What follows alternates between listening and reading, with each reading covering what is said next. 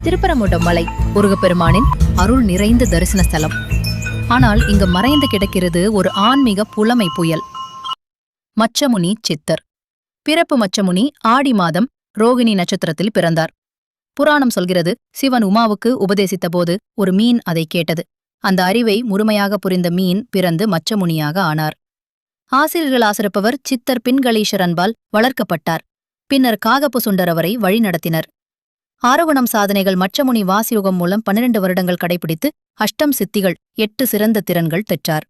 சித்த மருத்துவம், யோகம், ஆன்மீகங்கள், ஆன்மா உள்தேடல் ஆகியவற்றில் அவர் ஆழமான பங்களிப்பு செய்தார். சமாதிக்குப் பிறகு தன் பணத்தை ஏழை சங்கத்துக்கு கொடுத்து பக்தர்களுக்காக அருள் செய்தார். முருகனுடனான தொடர்பு சித்தர்களின் ஆன்மீக பாதையில் முருகப்பெருமான் ஒருவராகவும் பங்கு பெற்றார். முருகனின் அருள் எப்போதும் அவரது வாழ்க்கையின் ஆழமான ஆதாரமாக இருந்தது.